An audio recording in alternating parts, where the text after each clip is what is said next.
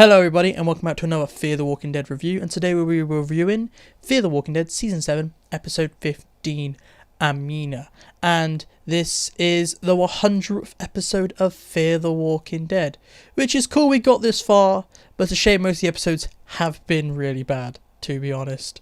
After Season 3 most of the episodes haven't been that good. But before we get into the review, make sure to be warned, I will be talking slightly spoilers. I'm not going to go big into spoilers, I don't want to ruin it, but I will be doing slight spoiler talk, and when we get to the end of the episode I might do some bigger spoiler talk, so be warned for that. But let's get right into this. So this episode is an Alicia episode. The plot is very simple. It is about Alicia following this child to the tower to go and help someone and then head back. It's basically that, and you might be like, okay, that's a little annoying where we got picked off. It just kind of jumped an entire episode, I feel like. We could have had another episode in the tower with the tower going south and them having to escape the tower. This episode just ignores all that. It's like, oh no, we've done so much filler. We've ran out of time to tell the story in this season. Let's just skip over it. That's what it feels like. I feel like you could have easily cut out all the filler and then had many more episodes to have this maybe escape the tower, escape the horde, and get on the lifeboat. But no, it just skips straight to them at the beach, packing to leave. And you're like, that's annoying. That's my first biggest down of this episode, is that all that build-up from the previous episode is just kind of gone. And with the cliffhanger of episode, like the previous one, you're like, nah, Alicia's fine. She just wakes up on a gurney. That's it. It's just, I didn't like the way this episode started, and it put me off on the wrong foot at the start is really bad, because I'm going to have that feeling for most of the episode going forwards. If I don't like the start, it kind of ruins it for me. While we're talking about bad things, I do want to talk about Alicia, because I feel like she was really annoying in parts of this episode. She got better as the episode came on, I agree. Like, by the end of the episode, she was okay. But at the start of the episode and through most of the episode, she annoyed me, and I just didn't like Alicia. And it's an Alicia heavy episode because it's an Alicia episode. So I spent a lot of this episode just kind of like, oh, Alicia, why are you doing this and that? She's making so many stupid choices. I really didn't like Alicia's story this episode. It made very little sense, and I just didn't like it. Also, it didn't help that when Alicia did all these things and she passes out and she mysteriously wakes up, she does it all the time, and it's really annoying when these things happen, because it's just, oh, we don't know how to get Alicia out of this situation. Oh, we have a blackout, and then she'll be mysteriously woken up in a minute. I just didn't like that. I thought it's kind of annoying. I also didn't like the idea that Alicia blacks out, she wakes up around everyone else, and then everyone's like, oh, hey, Alicia, we got you, we saved you. And then she's like, no, it's the child. And they're like, no, there was no child there, Alicia. She doesn't second question her idea. She just goes, bam, I need to go find this child. She doesn't be like, well, I am sick. I just didn't like that. And her friends were just, they're like, yeah, we'll let you go. They weren't like that with Daniel. They weren't like, yeah, Daniel, you can go and have your fantasy. That's what it felt like. It felt like the writing was just so bad this episode, and things were forced to happen so that they could do things. It just didn't make much sense with the writing. The entire episode has really bad writing with Alicia, with all the other characters just letting Alicia go do her thing. I also want to mention that there is also an issue with pacing in this episode. I feel like near the start of this episode to halfway, I was just waiting for something to happen. Nothing really happens in this episode other than Alicia going to location to location to location, passing out, and then having a conversation with a child, and then everyone peers up for a second, then dips because they're stupid. I just didn't like the pacing. It just didn't work in this episode. Just felt like the episode was too long at the start, and then the end felt slightly rushed and stupid. I just didn't like it. The pacing was bad. Also, there is an issue with continuity, because in earlier seasons they established when you have the orange mist, that is a visual indicator that there's radiation in the area. That is what they established in the first episodes of the season. But they seem to have forgot this in this episode, because Alicia takes off a mask in a radiation zone just so the actor can act, and you're like, okay, great, so why is she taking it off? They don't make her check her Geiger counter and be like, oh, it's clear. No, she just takes it off, and so she can just forget it. And there's scenes where everyone else doesn't have a mask on when they're in the orange tinted zone, which has been clarified in earlier seasons to mean radiation. what? So no one cares about radiation now? I just didn't like that. Also, I do have an issue with the agency of what's going on in this episode. Basically, the whole plot of this episode is they need to leave the radiation zone because walkers are going to burn and the particles are going to get in the air and everyone's going to die from radiation poisoning. Okay, so they immediately get to plan B where they magic out a bunch of rafts out of nowhere so everyone can get on a raft to leave to go find Morgan and basically get out of the radiation zone. However, at the start of the episode, they make it seem like it's urgent, we need to leave, but they let Alicia wander off and do her own thing, like there's no issue at all. There's no agency. I just didn't like that. I just felt a bit disjointed, with some people being like, we need to get out of here or we die.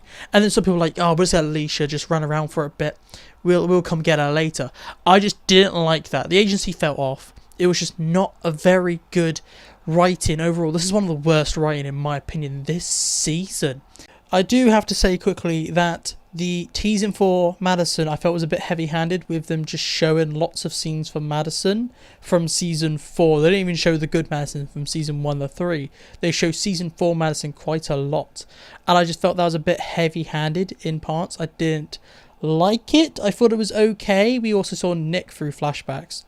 As this is the 100th episode, I can let this slide, but I just didn't like it. It didn't make much sense. There was just a scene where I just didn't like Alicia's character this episode, thinking about it. Just because Alicia in this episode, for no reason, blames Strand for everything. And even blames him for Nick's death and Madison's. Because like Strand's like, oh, what do you blame me for this? And you took everything from me. Thinking about it, Alicia, Strand didn't really take anything from you. Charlie took your brother from you. Charlie's group took your mum from you.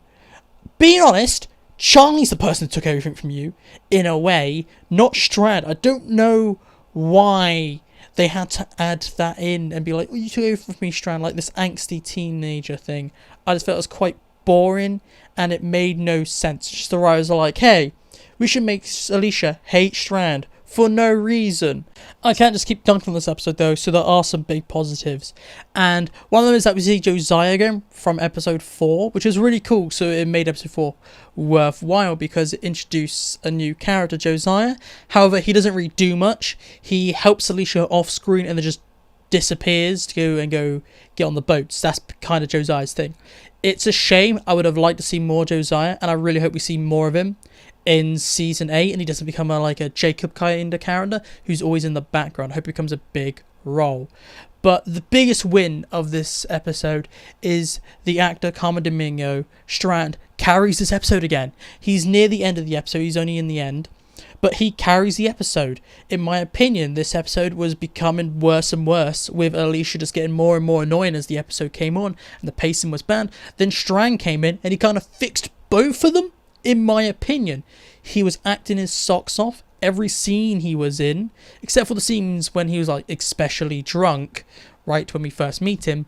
He was really good and really entertaining. In my opinion, he was definitely the best part of this episode. Strand was. You had everyone else being stupid and annoying, and you had Strand being like, I'm just gonna be the best I can be. So Strand is a massive win for this episode, in an episode filled with annoying and mediocre acting in some places. I can't say much else about this episode other than let's talk about the end. So be warned for the ending, because I do want to kind of break down the ending and talk about Alicia's arc overall this season. So the ending I felt was a bit weird, even though Strand was making this ending really good by acting his socks off and conveying all the emotions. And Alicia was kind of okay, even though she was just kind of there a lot of the time. But I didn't like the everyone saying goodbye and Charlie somehow still alive. I don't like how Charlie got up from her little boat just to say, oh, hey, Alicia, goodbye, or something like that. I thought it was annoying. And they mentioned the beach scene. I was like, no, Charlie, no. I hope you never saw that beach. But sadly, Charlie got to see a dream and see a beach, which is annoying. Daniel, this episode, I didn't like how in Daniel they kind of forgot he's mentally ill, and now they're like, oh, Daniel's perfectly fine now. They just mentioned that, oh, Daniel's basically got better because he found a dying Charlie. I didn't like how they kind of brushed over Daniel's mental illness, Daniel's Alzheimer's. He got magically better at the end of last episode, it seems. Because we don't have Crazy Daniel this episode. He's in this episode, but he just kind of there, and he's all together now suddenly. He even mentions like, oh, mostly together, joking. You're like, no, Daniel, you're now just better for no reason. It's stupid. The writing's bad for Daniel. So Daniel was ruined in this episode. They did make him better because they made him no longer mentally ill. However, if you're going down that arc with Daniel having Alzheimer's, don't just suddenly right turn and make him better. You have to commit and maybe have it slowly progress. Not him getting worse. Now he's 100% fine. I just didn't like Daniel. But I'm getting sidetracked. Let's get right back to the ending. So this end is very much a goodbye for Alicia. It's basically a lot like Morgan's one from episode 12 in a way, but kind of reversed. And I thought it wasn't very good, just because the whole point of the episode is Alicia being like, I'm too sick to go, I might turn, and stuff like that. And it's basically her shouting with Strand, being like, I love you, Strand, and I can't put you in risk. And them having this nice bond. And I was like, okay, this is definitely the best part of the episode. That moment where those two characters finally admit that they care about each other and that they're family. I was like, bam, great part of the episode. However, then Alicia passes out. You're like, oh, did Alicia just die? No. She wakes up a couple hours later. And guess what? She's now perfectly healthy, which means there was no point for her not to get on the boat. She wouldn't have turned. She would have got better. I just felt that was stupid. Her like leaving was convoluted to not get on the boat, with her being like, I might turn, but then immediately after she gets suddenly better and it's like, yeah, I'm gonna go and walk directly into the radiation and go do my own story now. Goodbye, everybody. And I just thought that was bad. Okay, given a kind of an open-ended like ending was kind of meh. I just thought it was bad. I didn't like it. Just the worst bit is that she got suddenly better as soon as everyone left. That really grinded my gears. And this kind of made Alicia's arc this season annoying. Like, we didn't get the Carl levels of bad like everyone thought we were with the end of Alicia's arc this season. But it was so close in my opinion. They spent so long with Alicia thinking she's going to die just for her to get better in a snap. And I didn't like it. It made no sense. It was boring. It's just, I didn't like it. I would have rather Alicia died in Madison's arms next episode. I felt like that would have been a better ending, to have Alicia died, finally reuniting with her family, and you could have had the Strand, Madison, Alicia all there together, and Alicia passed away. That would have been a better ending. But no, they're like, hey, we're gonna give Alicia this open-ended ending for now, and it's just kind of boring. The worst bit is what this ending's going to do for later seasons is that Strand's gonna go to Madison when he next meets her and be like, yeah, she's gone now. She just kind of passed out when I was leaving on a boat. I didn't go back for her. I just watched her fall down and pass out. And I just realised everyone watched Alicia collapse on the beach and no one went back to check on her.